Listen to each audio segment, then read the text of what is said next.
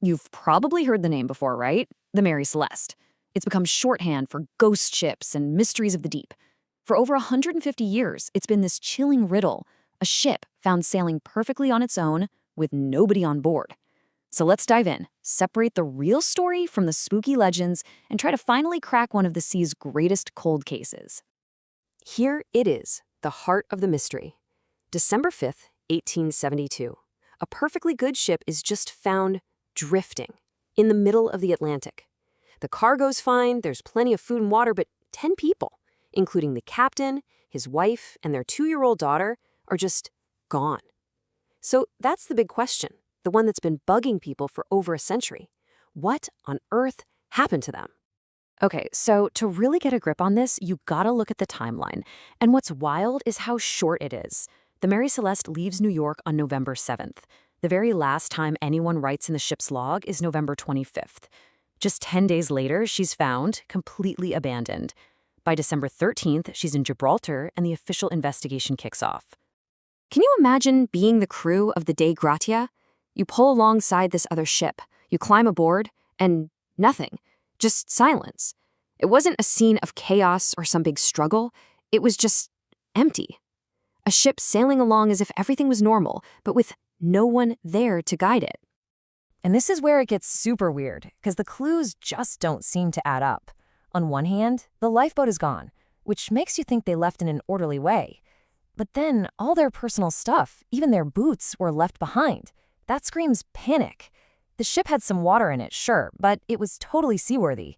And the really valuable cargo was untouched. But the essential navigational tools were gone.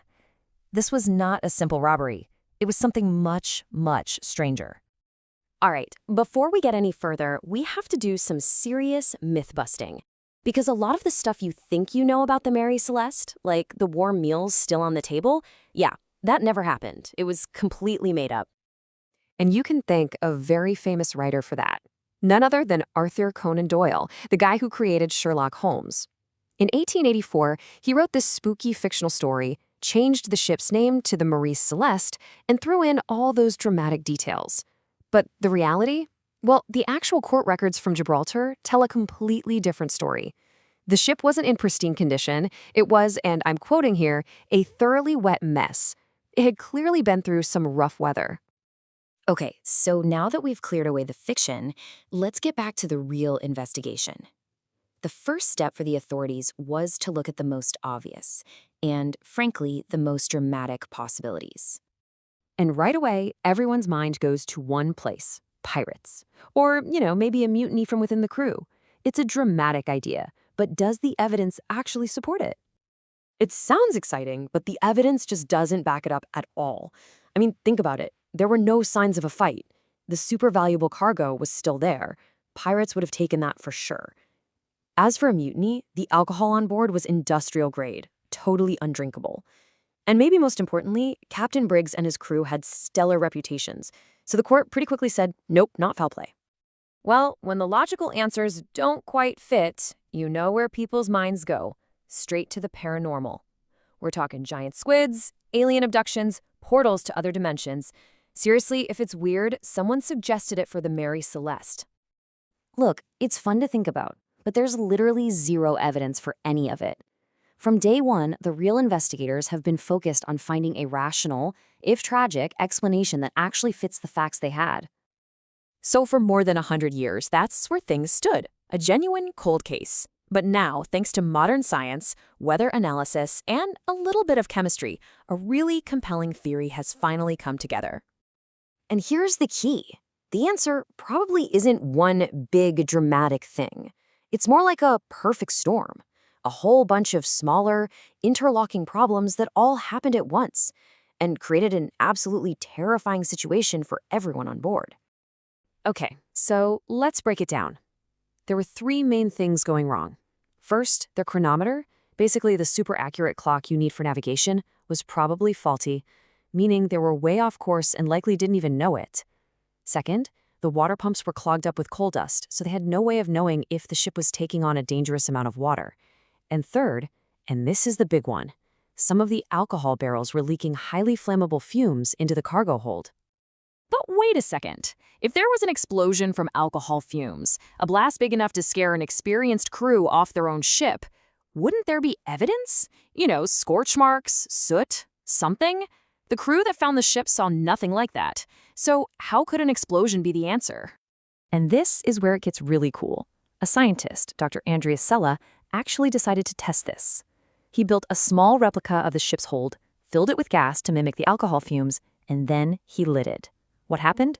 A massive, terrifying fireball, but it burned out so fast that it didn't even singe a piece of paper he'd placed inside. This experiment was the smoking gun.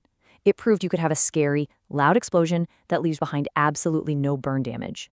So, with that incredible piece of science, all the other clues suddenly start to click into place. We can now reconstruct what most likely happened in those final, tragic hours, turning this from a ghost story into a very human tragedy. Put yourself in Captain Briggs's shoes. You're already stressed. You're off course, you're in rough seas, and you can't be sure if your ship is sinking. Then, boom! A huge, terrifying blast comes from the cargo hold and blows a hatch open. You'd think the whole ship was about to go up in flames, right? So you make a command decision. Get everyone, including your wife and daughter, into the lifeboat. Just as a temporary precaution. You'd tie it to the ship, wait for the danger to pass. But in that rough sea, the tow line snaps, and the Mary Celeste, its sails still up, just silently drifts away, leaving them stranded in the middle of the Atlantic. And this is so important to remember. The guy who owned the ship said Captain Briggs was a courageous officer who would never desert his vessel unless he absolutely had to save his life and the lives of his family and crew. This wasn't just blind panic. It was a calculated risk made by a captain with terrifying and incomplete information. And from there, the end of the story is, well, it's tragically simple. 10 people in one small lifeboat hundreds of miles from land in the vast, choppy Atlantic. They never stood a chance. They were never seen again. So in the end, the story of the Mary Celeste isn't really about ghosts or sea monsters. It's a deeply human story about a tragic combination of bad luck, equipment failure, and a captain's impossible decision. And it leaves us with one last question. Faced with that same fear, with the lives of your family in your hands, what choice would you have made?